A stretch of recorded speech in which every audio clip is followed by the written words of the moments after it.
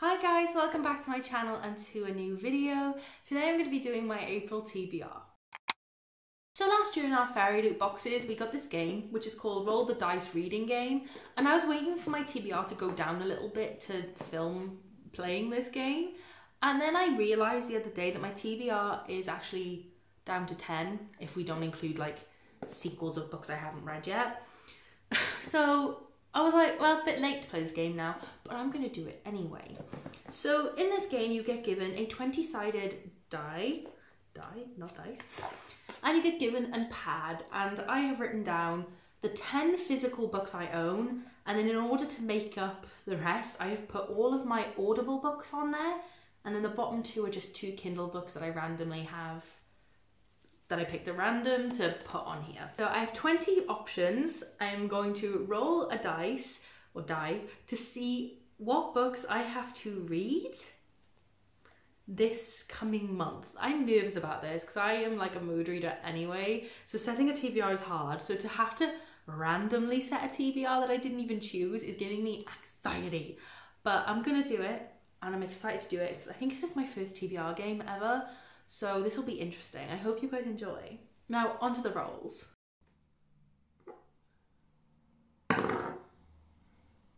Number 16. So for the first roll, I got number 16, which is Sundown Motel. This is one I own on Audible and not physically, so that was good that I put them on there, I guess, because I need to get through my Audible TBR.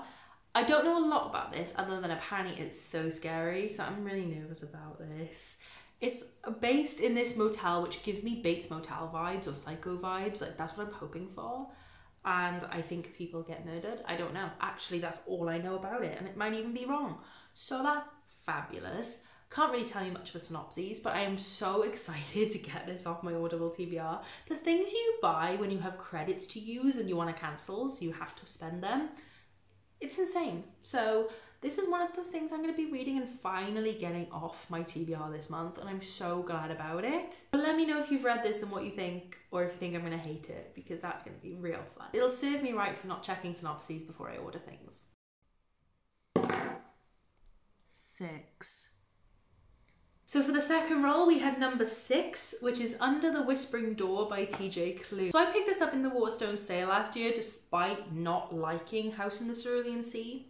Go figure. But I did read the synopses and it did sound amazing. I read it when it like was being written and I was like, that sounds so good, but I'm not gonna read it.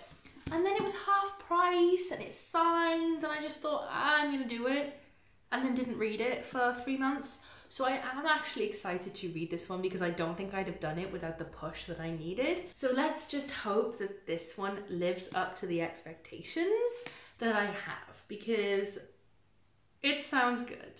V.E. Schwab said it's like being wrapped up in a big gay blanket. And you know what? Can't think of anything better. Wrap me. So this is about this man Wallace who is approached by death and told, well, you're dead. And he's like, I'm not dead. What are you on about?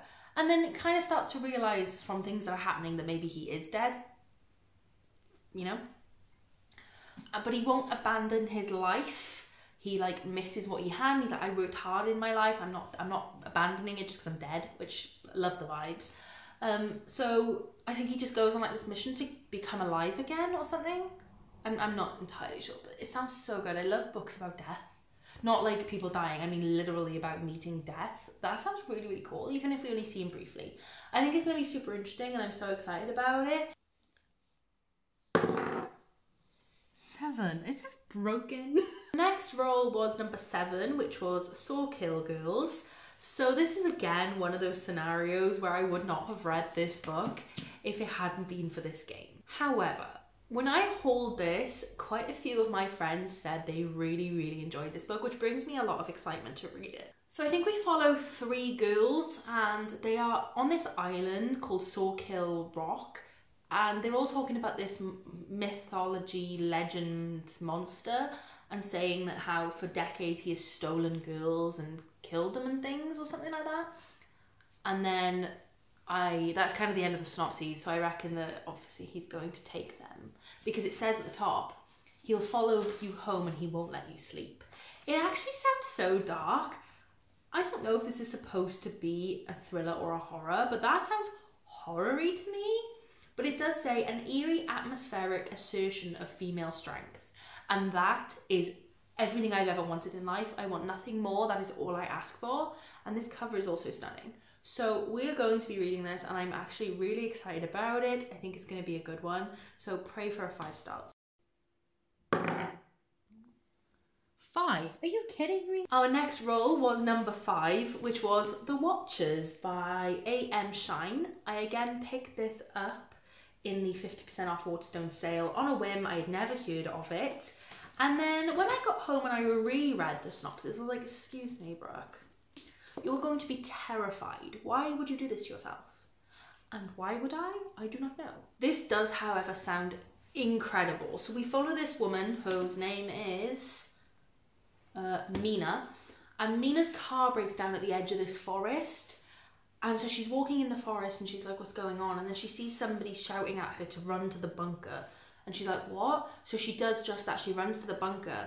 But what is happening is these things called the Watchers are watching these humans and observing them, and then they will kill or eat or something. Terrible things then happen to anybody who doesn't make it to the bunker. Excuse me?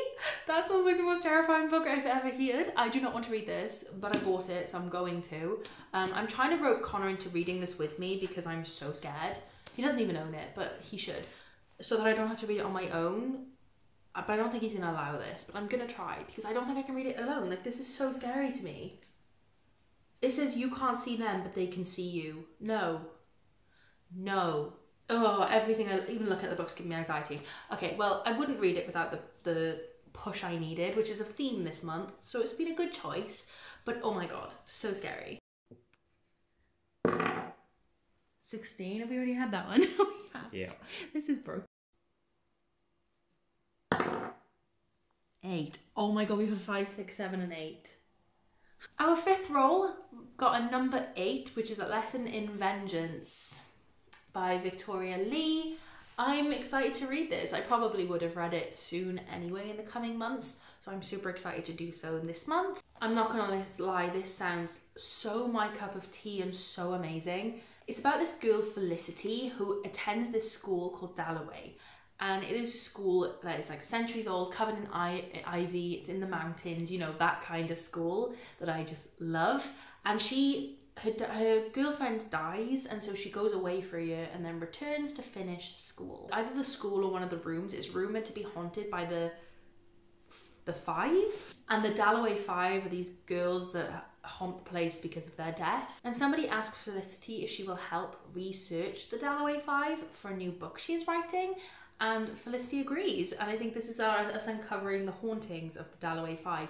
That sounds so good to me. Like, wow, I'm amazed, and I'm so thankful to have this beautiful cover. This was hard to get. Like, they published this and then they pulled it saying it was the US edition, and then the UK edition came out, and it wasn't awful, but it wasn't this and was nowhere near this. So I'm so glad to have a copy to read. So let's hope I love it, otherwise I'll be really, really sad.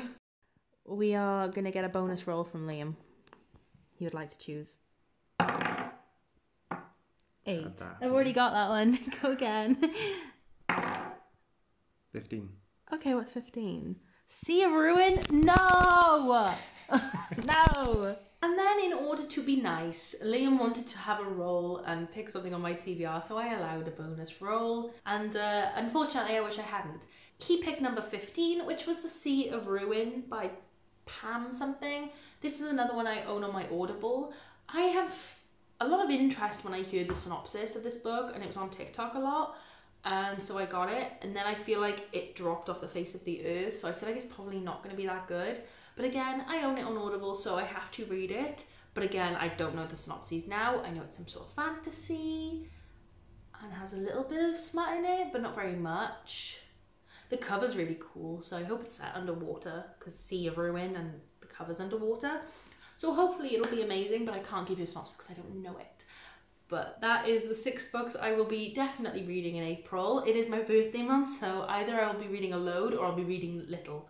We'll see. 2 years ago, I read 30 books in 30 days in April. So maybe it'll be a good reading month for me. So yeah, that is my TBR for April. If you've read any of these, let me know down below and let me know what you thought and if you think I will enjoy them. And thank you so much for watching. I shall see you in the next video. Bye.